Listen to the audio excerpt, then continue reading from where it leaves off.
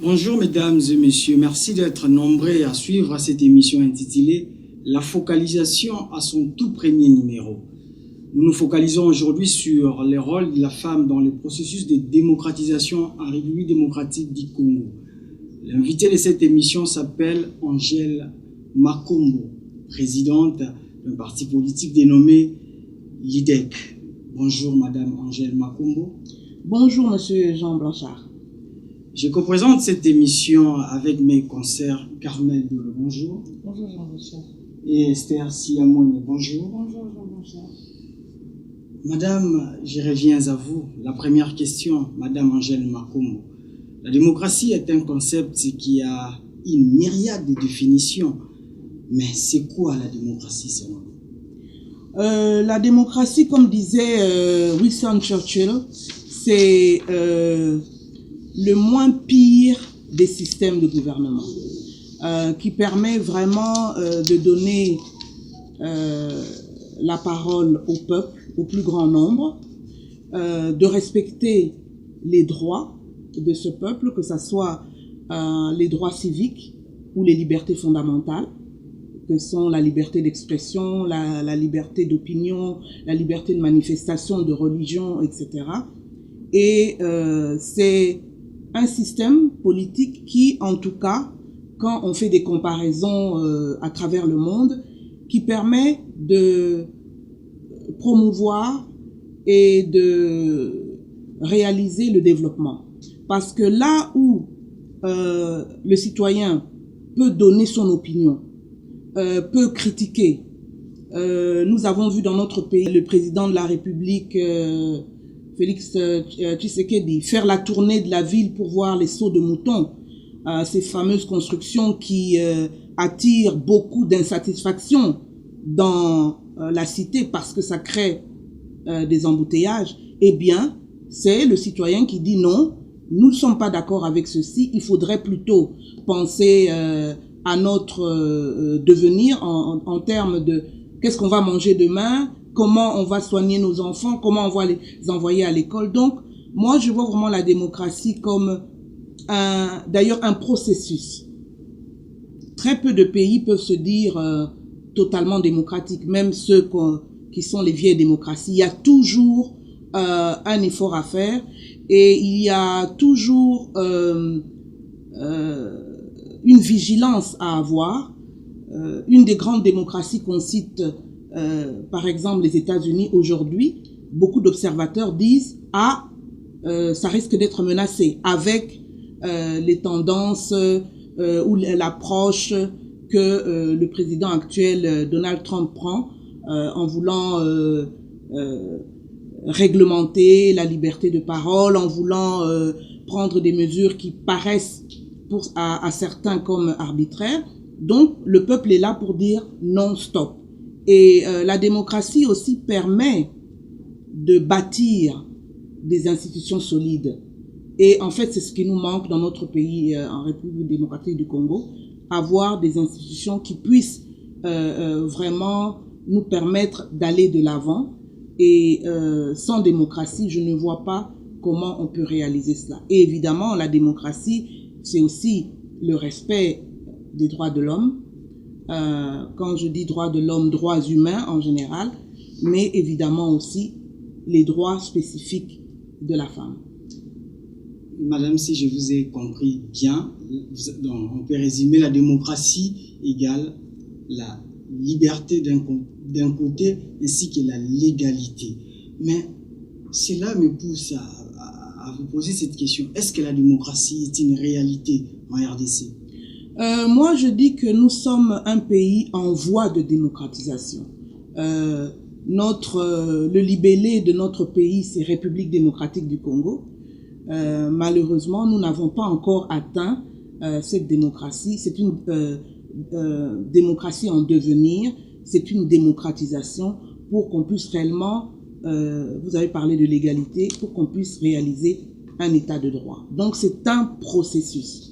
On ne peut pas encore dire que en RDC, il y a la démocratie parce qu'il y a encore beaucoup d'arbitraires, il y a encore beaucoup de violations des droits de l'homme, des droits individuels, les droits, les libertés publiques. Donc, c'est un processus.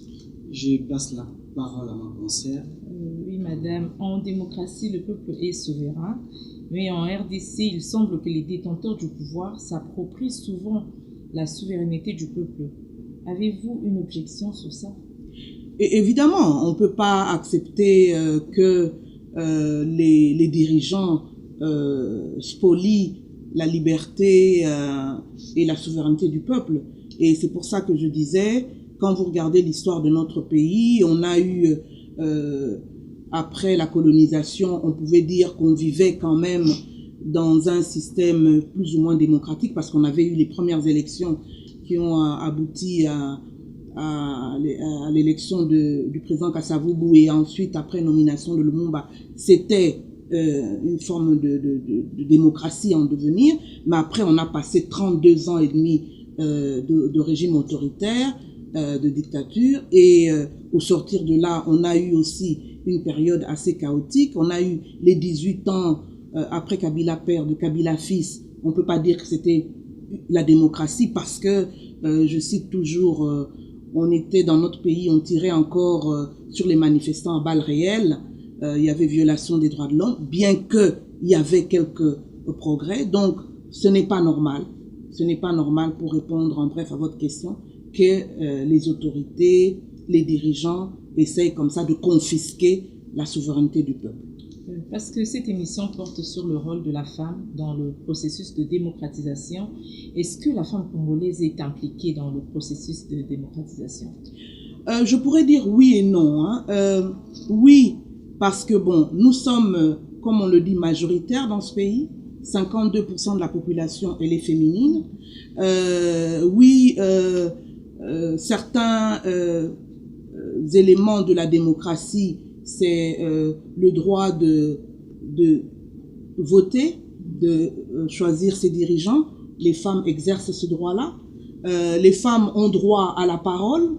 Nous, quand vous voyez la société civile ou même les politiques, quand elles veulent se lever, on ne les interdit pas de prendre la parole. Et avec d'ailleurs ce nouveau régime, nous avons vu des femmes avant l'instauration des gouvernements provinciaux. Il y a des femmes dans différentes provinces qui ont manifesté parce qu'elles disaient nous voulons une représentation des femmes dans le gouvernement provinciaux. Oui, la femme participe à cette démocratie, cette démocratisation, mais je dirais aussi non, parce que démocratie veut dire avoir accès aux instances de prise de décision, avoir son mot à dire. Or, toutes les décisions, les grandes décisions d'intérêt national dans ce pays sont prises par qui? Par les hommes, parce que la part de la femme dans le processus de prise de décision de démocratie, elle est vraiment faible. Vous allez voir, même si on a fait des progrès, on nous dit aujourd'hui que à l'Assemblée nationale, on a plus de femmes qu'on avait lors de la précédente législature, mais on est toujours à moins de 20%, de 30%. Regardez le Sénat, le gouvernement que nous attendons, nous verrons bien, des promesses ont été faites, mais quand on regarde les gouvernements passés, eh bien non, on avoisinait toujours les 10%, 12% de femmes. Donc la femme ne participe pas en RDC à la prise de décision sur des questions d'intérêt national. Et parlons de l'implication de la femme dans le processus de la démocratisation. Quels sont les résultats palpables qu'on peut retenir de quelques actions menées par les femmes? Eh bien, je dirais que une des actions récentes, il ne faut pas oublier, et on le dit d'ailleurs souvent, en période de conflit, dans tous les pays du monde, s'il y a la guerre ou s'il y a toutes sortes de conflits, là on fait appel à la femme. Oui, la femme est au front même, elle est là à tenir le fusil, la femme est là à tenir les familles, à élever les enfants, elle participe. Mais, et dans notre pays, on a vu ça récemment, tout le long processus de paix que nous avons connu après ce conflit qui a démarré en 1997, hein, les 2 guerres qu'on a eues, eh bien les femmes ont été actives. Hein, elles ont participé au processus de Lusaka, elles sont allées à Nairobi, elles sont allées à Sun City. Les femmes étaient présentes pour faire entendre leur voix, pour faire des propositions. Ensuite, nous avons eu, par exemple, les concertations nationales. On a vu pas mal de femmes y participer, bien qu'on aurait souhaité qu'il y en ait beaucoup plus. Moi, d'ailleurs, j'en faisais partie de ce processus. Mais une fois que les choses sont décidées, qu'il faut maintenant désigner les animateurs, là, il n'y a pas de femmes.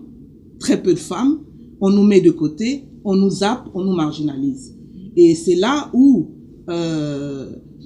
oui, les femmes ont joué un rôle déterminant, mais une fois qu'il faut maintenant agir, exécuter les décisions prises, être dans ces instances-là, eh bien, il n'y a pas. Un exemple qui me vient à l'esprit, vous savez, il y a eu récemment le processus à Kampala, hein, processus de paix. Eh bien, j'étais ahurie, et je l'ai d'ailleurs fait savoir, que dans toute la délégation congolaise, côté congolais, il n'y avait pas de femmes. Mais vous regardez côté des pays comme le Rwanda, l'Ouganda, il y avait des femmes. Donc, c'est là où vraiment il y a une lacune, de fortes lacunes à combler. Vous, en tant que femme, leader et présidente d'un parti politique, parlez-nous un peu de vous. Eh bien moi, malheureusement l'émission est courte, mais en bref, je dirais que moi je suis née à Kinshasa. Hein, j'ai fait mes études primaires en France, parce qu'à l'époque, mon père avait été envoyé, grâce d'ailleurs à une initiative de Patrice Lumumba, était envoyé aux études en France pour être médecin. Donc, on était là-bas toute la famille. Je suis rentrée après pour le secondaire. J'ai eu mon diplôme d'État ici. J'ai fait mes études de droit et de sciences politiques à Paris. Et ensuite, j'ai eu une longue carrière aux Nations Unies. Et mon souci a toujours été, souci et tristesse, profonde tristesse, de voir que un pays aussi riche que le nôtre, avec tant de potentialités. Il n'y a rien que nous n'avons pas, hein. On a tout dans ce pays, hein. L'eau, le soleil, les minerais, etc. Eh bien, on a une population très très pauvre, qui croupit dans la misère. Et tout en étant aux Nations Unies, où j'ai fait plus de 20 ans de carrière là-bas, j'étais notamment conseillère politique chargée des questions africaines dans le cabinet du secrétaire général Kofi Annan et ensuite Ban Ki-moon, c'était d'être peinée de voir cette situation-là. Et je voyageais énormément et de voir des pays beaucoup moins nantis que nous qui se débrouillaient mieux. Donc, après plus de 20 ans passés aux Nations Unies, j'ai décidé de démissionner en 2011. Je suis rentrée au Congo. Mais avant même de rentrer au Congo, contrairement à pas mal de compatriotes qui malheureusement quand ils sont à l'étranger rentrent pas. Moi, chaque année, je rentrais ici. Chaque année, j'étais, par les fonctions que j'occupais déjà, questions africaines, quand je rentrais au Congo, je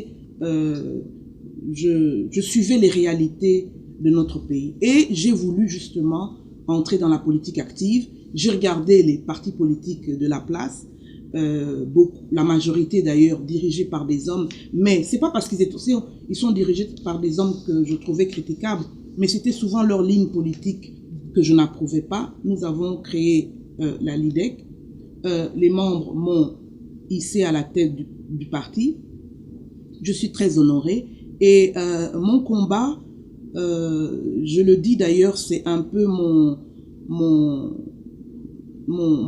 leitmotiv. Je trouve que dans notre pays, les compétences, l'expertise, il y en a beaucoup. Dans tous les domaines, hein, vous ne manquez pas d'un Congolais qui brille en médecine, en ingénierie, en maçonnerie, enseignement, etc. Mais ce qui nous manque tragiquement dans ce pays, c'est l'intégrité. Des gens qui peuvent avoir des responsabilités. Une fois qu'il a des responsabilités, il oublie pourquoi il est là. Il est là pour servir. Le leadership, c'est être au service du peuple. Et c'est comme ça que je le conçois. Et c'est pour ça que je me définis comme je disais mon slogan, c'est l'intégrité, c'est la compétence, c'est l'expérience, c'est la redevabilité au service du peuple congolais. C'est comme ça que je le vis et c'est comme ça que je le pratique. Et cette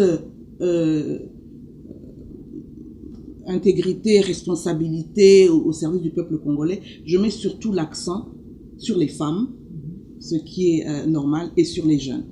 Et madame, je reviens à ce que vous avez dit, vous avez senti ce sens des responsabilités pour servir votre pays et par là vous avez mis en place un parti politique. Oui. C'est pour être utile à votre pays. Mais j'aimerais un peu savoir, votre parti politique, en quoi est-il différent des autres?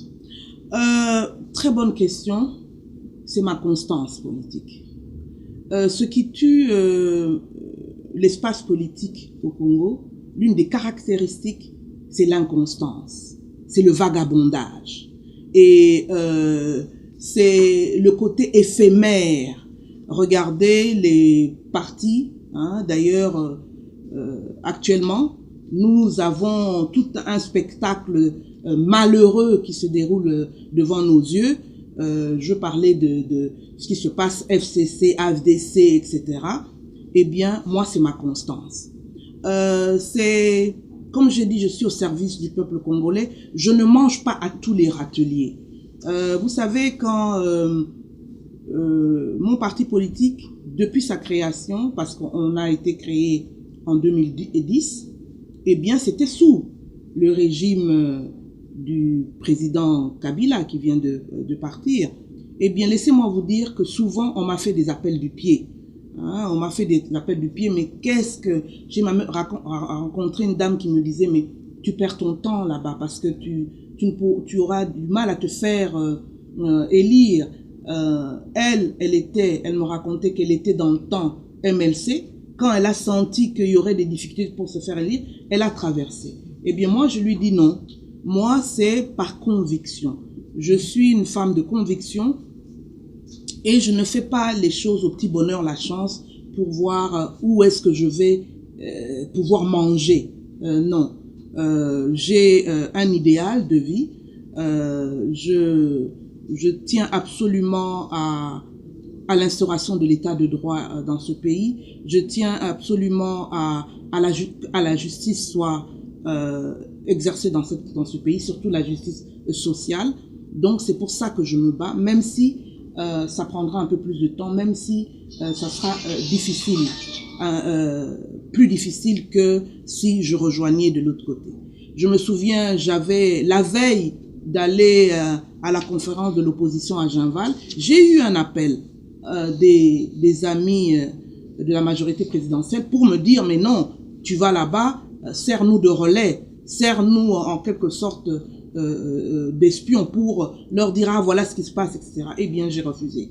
J'ai refusé et les gens n'ont pas compris parce qu'au Congo, ce genre d'offre, ça veut dire moyennant de l'argent. Eh bien non, moi je ne suis pas dans ce genre de marchandage, je suis constante, je suis intègre, je veux mettre, comme vous l'avez dit, je veux être utile à ce pays et utile à ce pays, la majorité de ce pays qui souffre, qui vit dans la misère.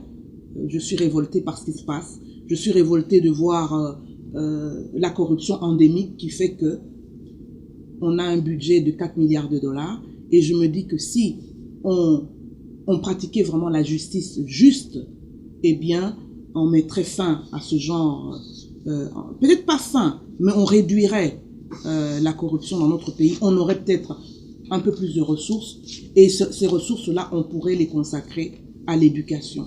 On pourrait les consacrer à construire des hôpitaux. On pourrait les consacrer à développer notre agriculture. Oui, madame, vous dites que vous êtes révoltée par l'injustice. C'est bien une très bonne chose. Mais pour avoir travaillé aux Nations Unies, quelle expérience pourrez-vous partager avec les femmes congolaises qui vous suivent présentement, qui vous suivent à toutes ces femmes? Eh bien, il y a tellement de choses à dire, mais ce qui me frappe,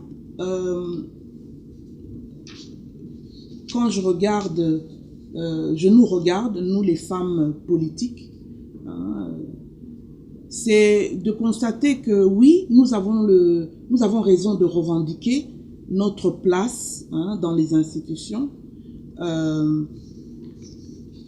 Nous avons raison d'invoquer des résolutions comme la résolution 1325 des Nations Unies sur les femmes, la paix et la sécurité, mais de comprendre que, avant tout, être leader politique, ce n'est pas seulement être enregistré dans un parti politique ou être à la tête d'un parti politique ou bien être élu au Parlement, etc. Être femme politique, c'est d'avoir le courage de faire des analyses, avoir le courage d'avoir des convictions, avoir le courage de vous rencontrer, un journaliste, et j'aime d'ailleurs que rencontrer les journalistes, j'aime les questions difficiles parce que ça nous permet de réfléchir, ça nous permet d'être de meilleurs leaders. Mais si vous regardez bien, les plateaux de télévision sont occupés que par les hommes. Et j'ai été frappée dernièrement, je vais conclure peut-être cette question par ça. Récemment, il y a eu un débat à l'Assemblée nationale sur les fameuses ordonnances présidentielles qui ont été publiées. Eh bien, la présidente de l'Assemblée nationale a accepté de laisser faire un débat public. Eh bien, je regardais mon poste de télévision, j'ai vu les députés se succéder au perchoir, chacun donnant son point de vue, défendant sa position, ce qui est normal. Je n'ai vu aucune femme. Or, nous avons des femmes députées.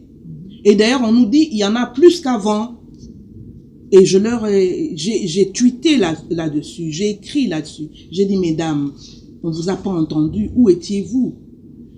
Là, c'est le début de la législature. J'espère on va pouvoir les entendre sur des questions d'intérêt national. J'aimerais bien qu'on les entende sur les questions de corruption, sur la baisse de notre qualité de l'enseignement.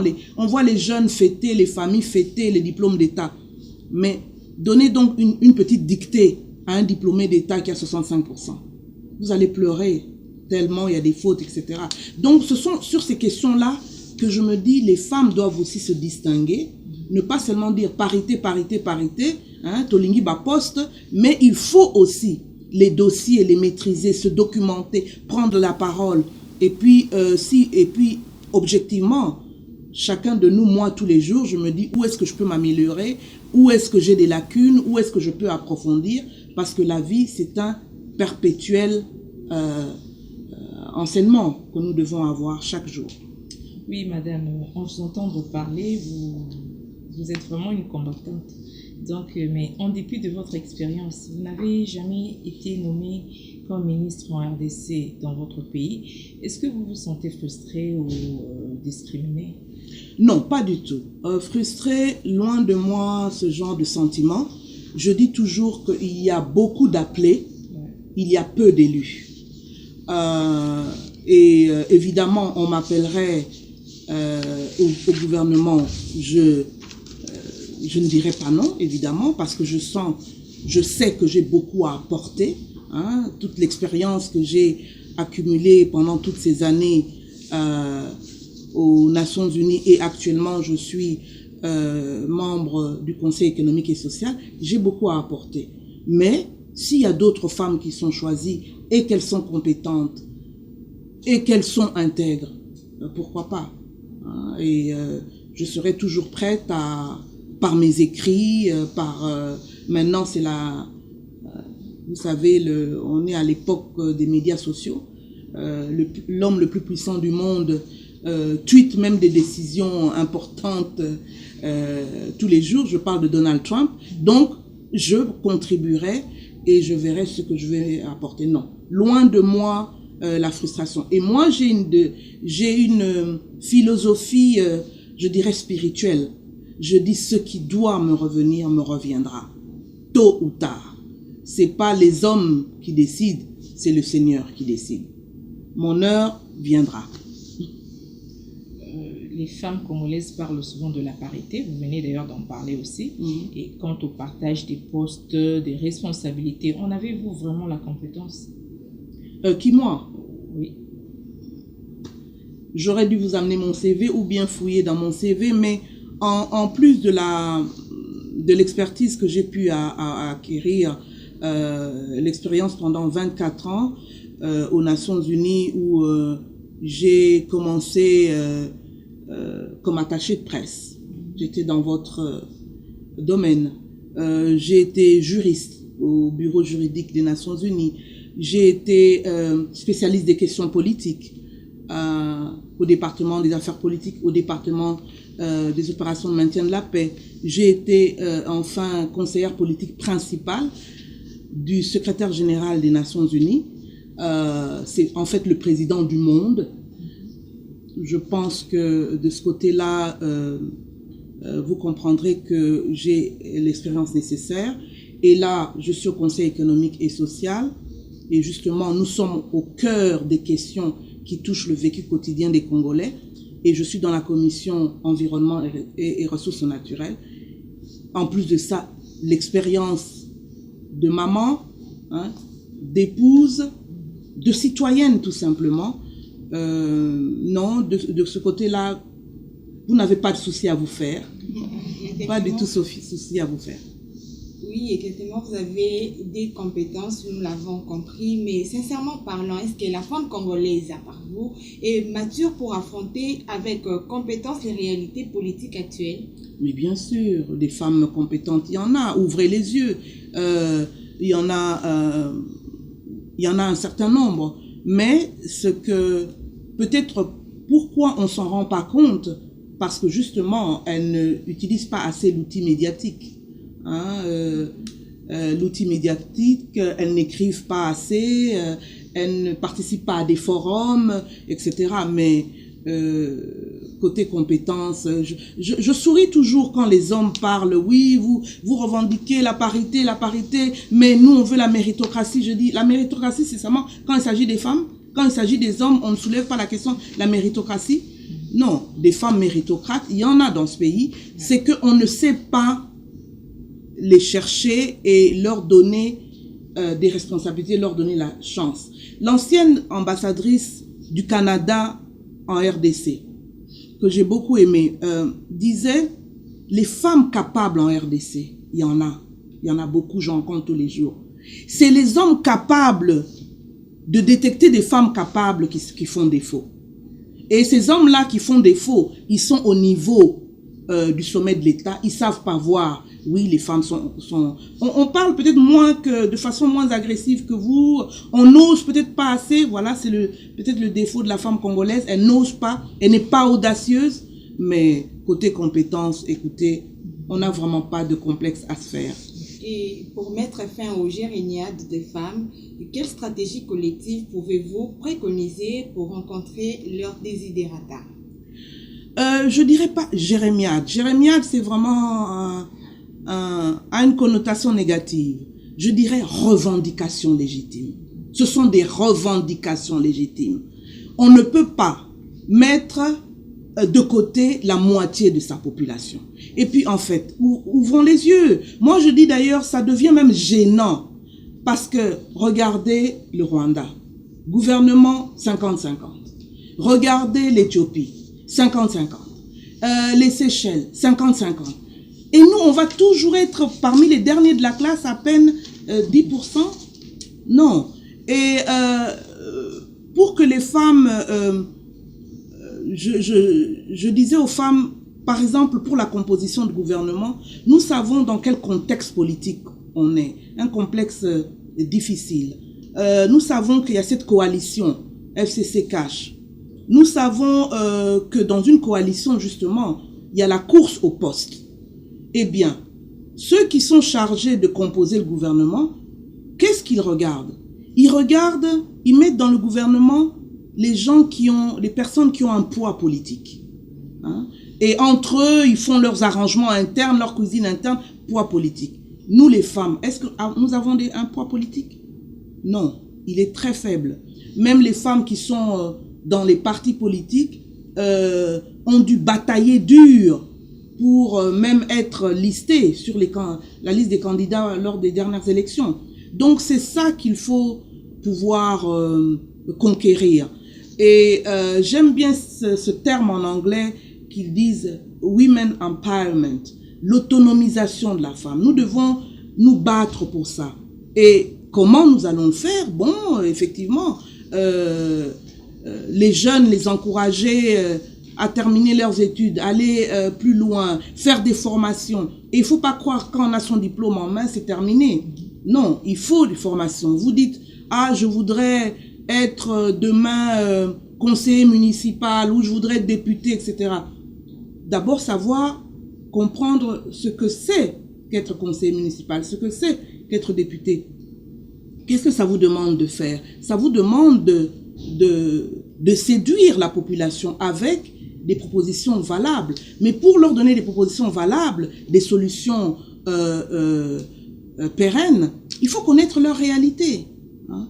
Et au-delà de tout, moi je pense qu'il faut d'abord être patriote, il faut aimer son pays, il faut aimer son quartier, sa commune, sa province, vouloir faire sortir les gens de leur misère et se dire qu'est-ce qu'il me faut comme atout, qu'est-ce qu'il me faut comme, en anglais on dit skills, ce que je dois savoir, quelles compétences je dois développer.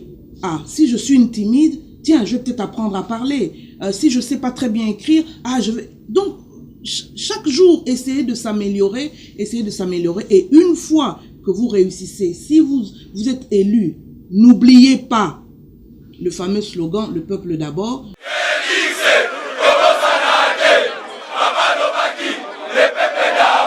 N'oubliez pas ceux qui vous ont amené là où vous êtes. Or, beaucoup de gens se plaignent de ça. Hein? Les populations se plaignent qu'une fois élus, les politiques, les leaders politiques les oublient. Oui, madame, vous venez d'évoquer un aspect très important dans la démocratie qui exige la qualité de l'homme. Mais la démocratie, c'est aussi des modèles d'hommes d'État. Parce que là, c'est vraiment important. Avez-vous des modèles d'hommes d'État que vous pouvez nous citer? D'abord, un homme qui n'était, on peut qualifier d'État, puisqu'il n'a jamais fait de politique active, mais il était un grand modèle pour moi. C'est mon père. Je dis toujours qu'il était un féministe sans le savoir.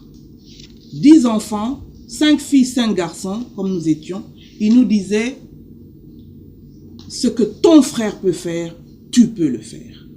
Moi, je veux que tu m'amènes un bulletin aussi bon, sinon meilleur que ton frère. Il nous créait la concurrence entre nous. Et pourtant, je vois des femmes de ma génération, eh bien, leur père leur disait plutôt, bon, tu vas à l'école, oui, tu vas finir le secondaire, les orienter vers des professions de secrétaire, de protocole. Je n'ai rien contre, mais c'était ça que les parents, vers quoi les parents les dirigeaient. Moi, j'avais un père qui disait, écoutez, moi je suis sorti du néant, hein, j'allais à l'école pieds nus, j'ai pu me hisser là où je suis. Je fais partie parmi les premiers médecins congolais. Eh ben, je veux que toi, tu sois sinon comme moi, mais je veux plutôt que tu sois plus. Donc, c'était un grand modèle. Et puis, sinon, bon, la vie nous a donné l'occasion de voir plein de monde autour de nous et de jauger. En Afrique, il y a eu évidemment Mandela.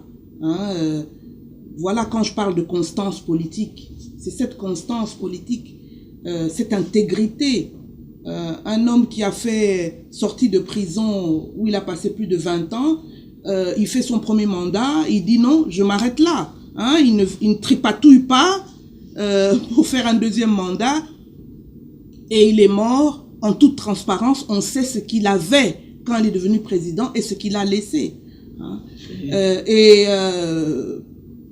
Des femmes, il y a des femmes que j'admire parce que j'ai eu à les rencontrer. C'est par exemple une Hillary Clinton. Ce que j'ai beaucoup aimé chez elle, c'est sa combativité, sa maîtrise des dossiers quand elle était candidate. Ah non, Je ne ratais pas un débat, donc il y a pas mal de gens qui m'ont servi.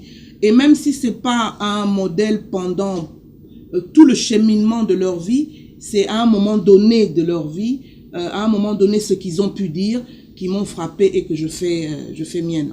Oui, madame, la démocratie congolaise a sans nul doute clochardisé la population. Mais pourquoi ces paradoxes? Je suis pas d'accord avec vous. Vous dites que c'est la démocratie qui a clochardisé. Oui, la manière de faire la démocratie en République démocratique du Congo, elle est à la base d'une pauvreté qu'on ne peut pas nommer. Moi, je reformulerais la manière de faire la politique au Congo. C'est pas la démocratie. Parce que ça fait plus de 2 décennies qu'on parle de la démocratisation du système politique congolais. Mais en réalité, la population continue jusqu'à aujourd'hui à croupir dans la misère, madame. Oui, mais regardez, j'ai parlé de nos précédents présidents. On a eu, par exemple, sous Mobutu, plus de 32 ans de dictature, et où, qui dit dictature, dit les gens n'avaient pas le droit à la parole. Et on a eu Kabila père très bref, mais Kabila fils 18 ans. Là encore, je dirais, c'est la manière dont la politique est pratiquée. Hein? C'est la manière dont les choix politiques, les choix économiques sont faits. Et nous sommes dans un pays où, effectivement, les gens sont clochardisés. Un exemple, il y en a d'autres. Mais on est un pays, comme je disais, avec beaucoup de potentialités. Mais les présidents les pouvoirs qui se sont succédés ont mis l'accent sur seulement le secteur minier. Là, ça va nous rapporter vite de l'argent, mais le secteur minier, un secteur où ça rapporte de l'argent, mais l'argent, on le dilapide, l'argent, on le détourne, il ne va pas dans les caisses de l'État, et il y a une forte corruption, il y a une impunité, on ne punit pas. Donc, c'est une minorité de gens qui deviennent plus riches, la masse devient pauvre, alors que ce que nous avait légué le colonisateur belge, c'était un secteur agricole florissant. Eh bien, on l'a sacrifié. Or, notre pays, on est à peu près à 65-70% un pays rural. La majorité des Congolais vivent en milieu rural. La majorité des Congolais travaillent la terre avec des moyens rudimentaires.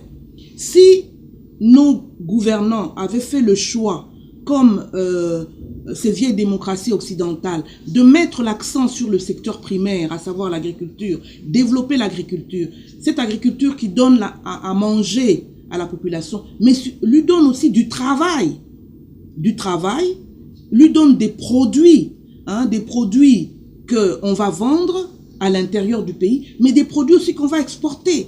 Du temps des Belges, nous exportions nos produits agricoles, l'huile de palme, etc., le café, le thé, mais aujourd'hui rien. Et j'en profite pour dire qu'un autre choix politique fait en ce moment, je le trouve un peu dangereux, c'est cette fameuse zone de libre-échange. Oui, nous avons signé, nous parlons de moments historiques pour l'Afrique, etc. D'accord, il faut l'intégration économique pour avancer. Mais nous, Congolais, nous, RDC, qu'est-ce que nous avons à vendre aux autres? Rien. Eh bien, eux, ils vont nous submerger par leurs produits. Et nous allons devenir encore plus pauvres. Oui, madame. Si on y prend garde. Oui, nous courons derrière le temps. Carmel, vous avez la parole. Avec la multitude d'institutions politiques, est-ce que ceci ne constitue pas un obstacle pour le développement? La multitude d'institutions politiques, vous pensez à quoi?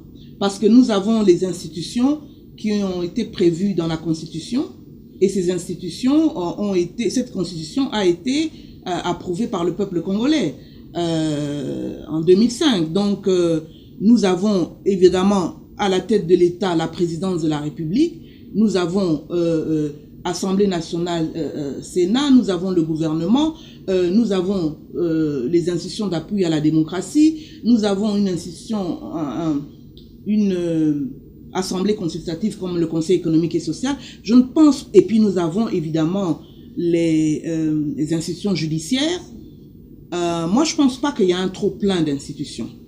Ce qui nous manque, c'est le bon fonctionnement de ces institutions. C'est ça qui fait défaut. Et nous avons eu un exemple patent dernièrement avec la Cour constitutionnelle, qui est une institution, oui, qui devait être créée, mais qui a perdu toute crédibilité parce que nos juges, malheureusement, se sont laissés manipuler. Et la corruption, tout à l'heure, là, vous venez de parler de la corruption, la médisance, la supercherie font partie des antivaleurs qui empêchent le décollage du Grand Congo. Avez-vous un remède à suggérer? Eh bien, pas mal d'idées là-dessus, d'autant plus que nous, au Conseil économique et social, on a travaillé sur le sujet et nous avons d'ailleurs fait des recommandations aux gouvernants là-dessus. Mais pour combattre la corruption, il faut d'abord une volonté politique, mais alors solide. Et se rendre bien compte qu'elle gangrène tout, elle touche tous les secteurs. Il n'y a pas un seul secteur ici qui est épargné. D'ailleurs, le chef de l'État l'a dit, en RDC, tout peut s'acheter. Bon. Eh bien, moi, je dis la chose suivante. Les solutions à ce mal, à ce fléau, à ce cancer, certains l'appellent un cancer qui s'est métastasé, il ne faut pas inventer la roue, hein. Les solutions sont là parce que d'autres ont réfléchi avant. Je parle du Conseil économique et social, mais il y en a d'autres. Il y a eu Luzolo Bambi, qui était le conseil spécial du chef de l'État en matière de lutte contre la corruption. Il a des dossiers solides, il a bien travaillé là-dessus. Eh bien, il faut se dire, voilà, en RDC, il y a cette fameuse petite corruption à laquelle nous tous on se livre. Hein. Il y a pas un seul Congolais qui se livre pas en venant d'ici, le roulage m'arrête, embouteillage, je lui file un petit 1000 ou 2000, c'est la petite corruption. Mais pourquoi elle se fait? À cause de la pauvreté. Mais il y a la grande corruption qui conduit à l'évasion fiscale, au détournement et tout. Et ça, pour y mettre fin, il faut bien enquêter et il faut sévir. Il faut mettre fin à l'impunité. Vous avez parlé du secteur économie. Pensez-vous qu'on peut parler de la démocratie dans un pays qui va décroissant sur le plan économique comme la République démocratique du Congo? Mais bien sûr, c'est lié. Les deux sont liés. Quand on a des journalistes, on n'en a pas beaucoup, mais on en a quand même des journalistes d'investigation qui se font l'écho de scandales. Et regardez le scandale du FPI. Comment des sommes ont été empruntées par des gens qui n'avaient pas de projet et tout ça. On a les noms, on a les montants, on a les dates. C'est bien documenté. Si on a pu faire ça, avoir ce genre de documents, c'est parce qu'il y a une forme de démocratie. On a laissé les gens travailler. Eh bien, maintenant, il faut prendre ces documents-là et sévir. Et en sévissant, on va faire entrer un peu plus d'argent dans les caisses de l'État. Revenons à la femme congolaise. Oui. Est-ce qu'elle a encore du chemin à faire? Beaucoup. Pour relever ces défis? Combien de temps faudrait-il encore pour qu'elle puisse relever ces défis? Oh, vous savez, le défi d'être à la tête des institutions, dans un centre de prise de décision, c'est de ça que vous parlez? Oui. Eh bien, vous savez, comme je l'ai dit tout à l'heure, volonté politique. Si demain, le chef de l'État décide réellement de tenir sa promesse, d'appeler des femmes à des postes de responsabilité, eh bien, on le dit d'ailleurs, les femmes sont moins corrompues que les hommes. Les femmes volent moins que les hommes. Les femmes ont une meilleure gestion que les hommes. Nous sommes des gestionnaires nés parce que nous gérons déjà la maison tous les jours.